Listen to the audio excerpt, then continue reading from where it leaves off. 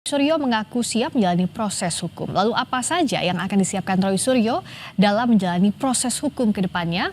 Saat ini sudah bergabung bersama kami Abdul Ghafur Sangaji selaku kuasa hukum Roy Suryo dan ada juga Boy Kanu selaku Ketua Umum Pradi Bersatu. Selamat malam Bang Sangaji juga Bang Roy. Selamat malam Mbak Priska. Selamat datang di Sapa Indonesia Malam dengan suasana yang sekarang ini makin meningkat tensi kasus hukumnya Bang Boy juga Bang Sangaji. Kalau Mas Roy Suryo itu akan kapan diperiksa sebagai tersangka pertama kalinya? Kami sudah menerima surat pemanggilan untuk diperiksa sebagai tersangka Mbak Priska pada hari Kamis tanggal 13 November ini. Oh, Kamis ini? Ya, dan pukul berapa itu? Sudah ada informasi? Sekitar jam 10 pagi. Jam 10 pagi ya, Kamis betul. ini? Dan yang dipanggil itu untuk klaster RRT ya, yaitu Mas Roy, kemudian Bang Rismon dan Dr. Tifa. Dan beberapa hari yang lalu kami sudah kumpul bersama antara klien dengan seluruh tim kuasa hukum. Kami memutuskan yang pertama adalah Mas Roy Suryo CS tentu akan mengikuti proses hukum ini dengan mengedepankan pendekatan yang kooperatif. Jadi tidak ada istilahnya menunda-nunda pemanggilan atau menghalang-halangi proses penyidikan. Apalagi kemarin ada tuduhan Mas Roy Suryo ketika ke Australia ingin melarikan diri seperti itu. Jadi itu sama sekali berita-berita yang tidak tepat. Kami siap menghadapi proses hukum ini dan Mas Roy Suryo CS akan didampingi oleh kami sebagai tim kuasa hukum dan tidak akan ada kegiatan-kegiatan yang dilakukan untuk menunda-nunda proses hukum yang ada di Polda Metro Jaya. Bang Boy melihat ini hal yang kooperatif dari Mas Roy Suryo CS? Ya, kalau pengacara kan mesti ngomong begitu. Maksudnya gimana nih? Kliennya pasti akan hadir. Kita berharap bahwa Bang Roy bersama teman-teman sangat kooperatif. Kita yakin itu karena beliau kan seorang intelektual itu kan taat hukum. Jadi selama ini beliau mengatakan bahwa apa yang dikerjakan adalah benar dan kita pengen supaya Bang Roy dan teman-teman ini ikuti proses hukum yang ada. Saya sependapat dengan Bang Sangaji bahwa jalannya di proses hukumnya. Sejauh ini pasal yang disangkakan sudah diberitahu atau belum? Apa saja untuk klasternya Mas Roy Suryo, Bang Rismon dan juga Dr. Tifa? Ya, jadi gini Mbak. Semua tersangka itu sudah menerima surat penetapan tersangka. Ya, baik untuk klaster yang 5 tersangka dari TPUA ya. Kemudian untuk klaster yang kedua yaitu RRT yang kita selama ini kenal sebagai Mas Roy, Bang Rismon dan Dr. Tifa. Dari 2 klaster ini kalau kita lihat penerapan pasal-pasal memang berbeda pasal-pasalnya ya.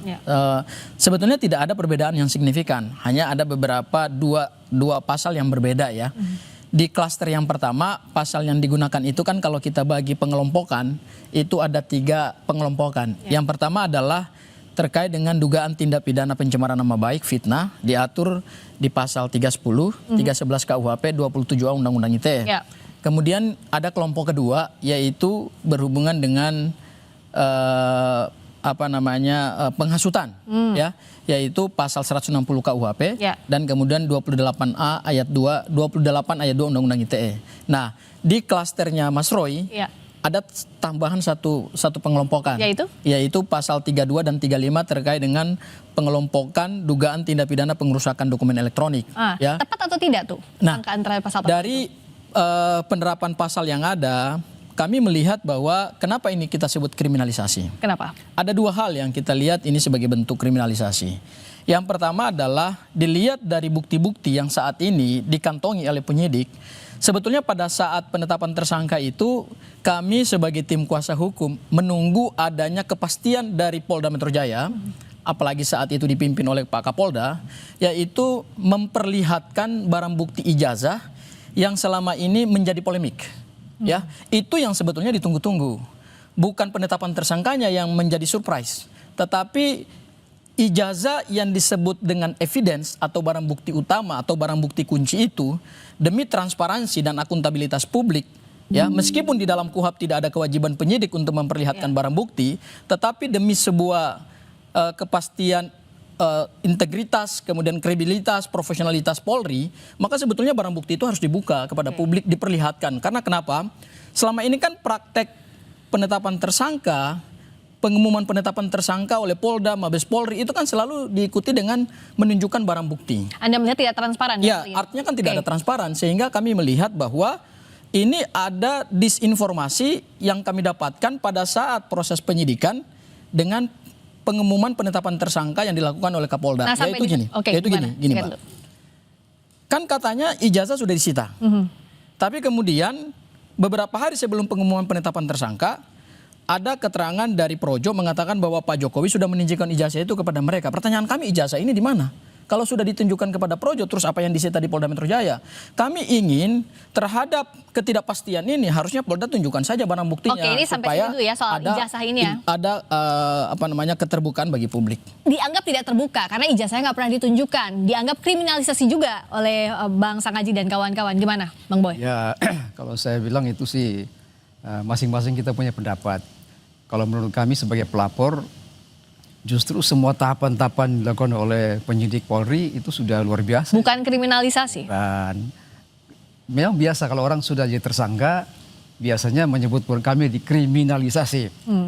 Proses transparansinya gimana menurut pihak Anda? Ya, transparansinya kan kita lihat kan diumumkan, ya kan, diumumkan dengan tahapan-tahapannya, dijelaskan bukti-buktinya, kecuali katanya itu ijazah yang asli, ya kan. Jadi kita nggak tahu kenapa polisi atau penyidik tidak menyita. Itu kita boleh tanyakan ke penyidik nanti. Pada saat klien Anda diperiksa nanti, Anda bisa tanyakan kenapa tidak disita. Kalau memang itu disita ya. Kalau tidak disita kan jadi pertanyaan. Terus apa yang dijadikan sebagai bukti untuk menetapkan tersangka? Karena perkara ini kan memang terkait dengan tuduhan adanya pencemaran nama baik. Tapi pencemaran nama baik kan utamanya kan tentang objek ijazah. Kalau ijazah tidak pernah disita, terus apa yang diperiksa oleh Polda Metro Jaya? Gimana menurut Anda? Iya, itu boleh aja Abang punya pendapat. Tapi kita tetap berpegang kepada tahapan-tahapan penyidik yang sudah begitu bagus, bekerja dengan all out, dengan 130 saksi, kemudian 22 orang saksi ahli yang dihadirkan, 700-an barang bukti. Saya kira itu sudah lebih dari cukup untuk menentukan seorang jadi tersangka.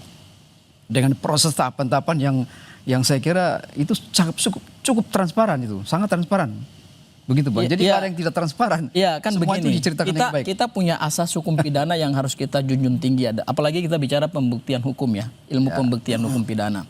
Asasnya begini. In criminalibus probantiones deben esse luce clariores. Artinya bukti-bukti dalam suatu peristiwa pidana itu harus lebih terang daripada cahaya.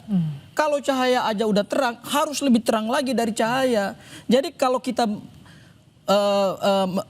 menganggap bahwa bukti-bukti yang di Polda Metro Jaya itu sudah cukup, menurut saya apakah bukti-bukti yang dikantongi itu sudah lebih terang daripada cahaya? Contoh begini, 130 saksi diperiksa.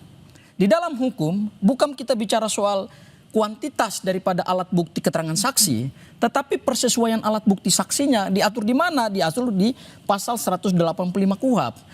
Keterangan saksi harus bersesuaian dengan keterangan alat bukti lain, keterangan saksi lain.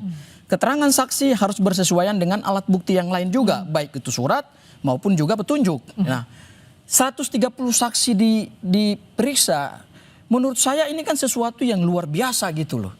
Saya belum pernah melihat di Republik ini ada kasus yang pemeriksaan saksinya sampai 130. Tapi menurut Anda tidak berkualitas? Artinya begini, kalau saksi kemudian diperiksa sampai 130, berarti masih ada ketidakpastian gitu loh. Belum ada keyakinan dari penyidik untuk kemudian berakhir untuk menetapkan tersangka gitu. Oke, dianggap kuantitas saksi tidak serta-merta membuat terangnya pembuktian. Anda setuju dengan itu? Kita bahas saja deh di Sapa Indonesia, Pak.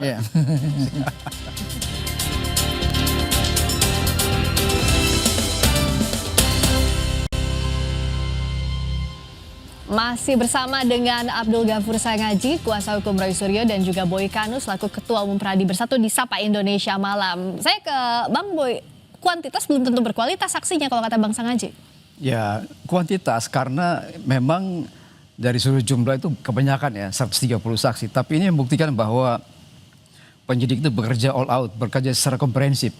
Jadi dia betul-betul memanfaatkan kesempatan dengan baik selama 7 bulan, Pak. 7 bulan ini bukan waktu yang singkat, artinya dia begitu sangat matang. Semua dari berbagai bidang, berbagai sudut, berbagai orang-orang yang terlibat diambil keterangan secara matang. Tujuannya apa? Supaya ketika dia menjerat seseorang, dia turunkan pasal, nggak bisa bergerak, pasti kena jeratannya. Itu tujuannya. Jadi betul-betul menurut saya polisi betul-betul kita mesti apresiasi. Kita betul-betul apresiasi pekerjaan mereka luar biasa. Ngomong-ngomong jeratan hukum, saya jadi keinget tadi soalnya Mas Roy itu bilang beda sama Bang Sylvester Matutina, sampai sekarang belum dieksekusi padahal sudah terpidana. Apa Mbak. Bang bedanya? Sylvester itu kan saya sebagai keluarga beliau juga. Gimana tuh? Saya ingin katakan bahwa kasus beliau itu sudah kadaluarsa, harus dihentikan, tidak bisa diproses hukum lagi. Padahal belum ada eksekusinya. Ya? Padahal sejauh ini belum dilaksanakan Ya, itu pidananya. kan, kalau tidak dilaksanakan kan bukan kesalahannya Sylvester dong. Kesalahannya kejaksaan sebagai pihak eksekutor kenapa tidak mengeksekusi, ya kan, selama 6 tahun. Udah kadaluarsa, Mbak. Jadi beda antara Bang Roy sama saya sama Bang Sylvester ini berbeda, sangat jauh kasusnya berbeda. Beda tuh. Yang satu sudah kadaluarsa, yang satu baru mulai begitu. Oh, oke. Jadi pasti berbeda. Ya, Tapi enggak, kalau versi ini Anda perlu kan saya luruskan pemahaman gimana? hukumnya ya. Kita nih membaca KUHP Indonesia, bukan KUHP Negeri Konoha. Pasal 84 KUHP junto pasal 78 KUHP itu jelas kok perkara ini belum daluarsa pemidanaan. Karena kalau ini daluarsa pemidanaan, kemarin nggak akan ada perintah eksekusi dari kejaksaan. Kan kejaksaan yang lebih paham hukum acara dalam hal eksekusi. Pasal 270 KUHP, pasal 30 Undang-Undang Kejaksaan terhadap putusan yang sudah ingkrah ya perintahnya satu, eksekusi. Dan perintah eksekusi itu kan kemarin sudah dikatakan lagi tuh. Terus hambatannya apa dong Ya, menurut Anda? hambatannya kalau menurut saya berarti ada dua hal. Yang pertama adalah kita menuntut nih pelapor terhadap kasus ijazah Pak Jokowi menuntut adanya itikat baik atau kooperatif dari Mas Roy Suryo dalam menghadapi kasus ijazah ini. Tapi di sisi yang lain mereka nggak kooperatif juga, ya. Bahkan mereka bisa dijerat juga dengan pasal 221 KUHP, yaitu obstruction of justice, yaitu menghalang-halangi proses pelaksanaan putusan pengadilan gitu ya. Jadi kuasa hukumnya bisa dijerat, siapapun juga bisa dijerat. Karena kan sebetulnya dalam pasal 221 KUHP itu tidak boleh terhadap terpidana diberikan satu, bantuan untuk melarikan diri. Kemudian yang kedua, menyembunyikan terpidana. Ini kan sudah terpidana, bisa ditetapkan sebagai tersangka juga gitu. Pihak-pihak yang menyembunyikan dan tidak memberikan fasilitas kepada Sylvester. Jadi kalau bicara Sylvester ini menurut saya berdasarkan pasal 84 KUHP, junto pasal 78 KUHP, yang bukan KUHP Negeri Konoha, itu daluarsa pemidanaannya 16 tahun, 12 tahun daluarsa penuntutan ditambah sepertiga. Itu matematika hukum baku, tidak bisa ditafsirkan lain. Satu-satunya rumus matematika hukum di dalam KUHP yaitu perhitungan daluarsa pemidanaan dan daluarsa penuntutan. Beda soal daluarsa katanya. Beda, gini Mbak sama Bang Sangaji. Kalau kita menilai itu pasal 84 itu ayat 1 dan ayat 3. Kalau abang kan pakai ayat 2, kita pakai ayat 1 dan ayat 3. Ayat 1 itu kadaluarsa dihentikan, tidak bisa diteruskan. Ayat 3-nya itu adalah tidak boleh kurang dari putusan kan. Putusan kan cuma 1,6. Jadi sudah kadaluarsa. Nah, ini tafsirnya salah baca pasal gitu. Pasal 84 mengatakan perhitungan daluarsa pemidanaan dihitung terhadap kejahatan-kejahatan itu dihitung berdasarkan daluarsa penuntutan ditambah sepertiga. Itu matematika hukum.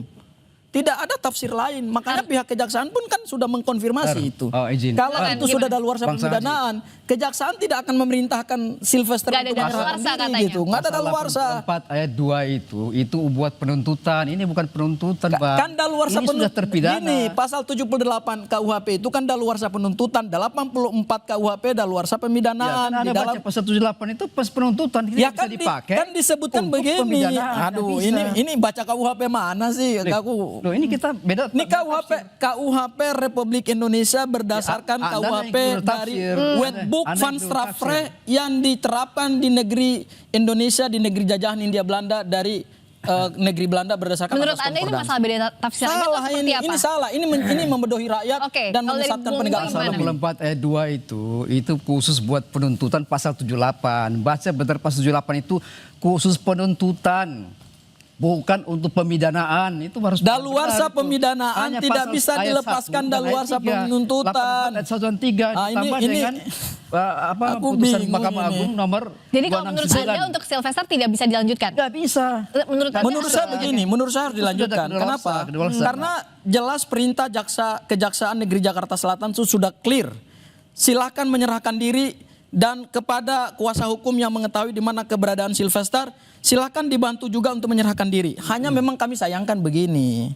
Ini kita bicara soal political will dalam penegakan hukum. Kejaksaan tuh jangan hanya menghimbau gitu loh. Kejaksaan tuh harus segera menetapkan DPO berdasarkan kewenangan yang diberikan pasal 270 KUHP dan pasal 30 Undang-Undang Kejaksaan. Oke, Bang Boy, emang Nggak bisa. ada masalah political Kejaksaan will atau ragu-ragu enggak? selama ini. Dia tidak eksekusi karena memang sudah kadaluarsa pasal Ragu-ragu 84 ayat 1 karena dan ada yang 3. melindungi kan gitu. Nah, ini- Tambah Kan dengan cara putusan bacanya begitu. Mahkamah Republik Indonesia 269 tahun 57 itu kadaluarsa 6 tahun udah selesai itu. Ini kalau Kalau kasusnya tidak Bang Roy eksekusi, sama selesai. kasusnya Bung Sylvester ini kan seperti magnet, kutub utara sama selatan beda banget gitu. Pasti akan bertentangan. Menurut Anda itu kriminalisasi atau bukan? Ya jadi gini, saya ingin mengatakan lagi dalam kasusnya Mas Roy, memang ada kriminalisasi lagi. Saya tidak ingin lagi berdebat soal kadaluarsa pemidanaan ya, karena begini, ini kan cara berpikirnya berbeda nih, ya kan. Kalau saya berpegang pada norma hukum pidana.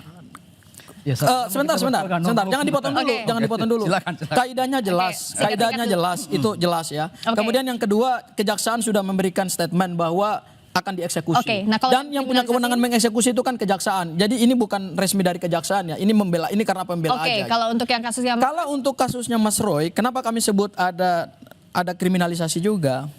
Karena pasal-pasal yang diterapkan sebagai dasar penetapan tersangka itu tidak sesuai dengan kualifikasi delik yang saat ini disidik oleh Polda Metro Jaya. Delik utamanya kan adalah pencemaran nama baik. Kalau 310, 311, 27A Undang-Undang ITE itu masih masuk dalam satu kualifikasi delik. Ingat loh. Ilmu hukum pidana itu membatasi kewenangan penyidik untuk memperluas pasal. Kenapa? Karena pada saat penyidik menerapkan pasal harus melihat pada kualifikasi delik. Oke. Contoh begini, kalau tipu gelak 372, 378 itu memang selalu diikutkan gitu. Oke, sikat saja. Pencemaran nama baik 30, 311 juga diikutkan. Semestinya? Mestinya menurut saya pasal 32 Undang-Undang ITE, pasal 35 Undang-Undang ITE, pasal-pasal penghasutan itu sebetulnya tidak boleh diterapkan. Oke. Karena tidak sesuai dengan Oke. konstruksi Anda- peristiwa hukum yang diduga Bang itu Sengaja adalah ini peristiwa pidana. pembela. Oke, baik, silakan. Anda bukan penyidik, Anda ini pembela. Penyidik itu lebih tahu, lebih ahli, berpengalaman. Dia menjerat sesuai dengan fakta-fakta, bukti-bukti yang ada. Oke, Nggak menurut mungkin. Anda harusnya ini lanjut kasusnya? Lanjut, itu benar itu. Dan saya kira itu pasal itu kena pasal harus ditahan itu. Gini, Oke. perluasan pasal itu boleh. Bukan berarti tidak boleh. Tetapi perluasan pasal tidak boleh mengarah Jadi pada gini, Bang kriminalisasi. Oke. Sebentar dulu. Oke, singkat saja ya Bang. Perluasan pasal itu boleh.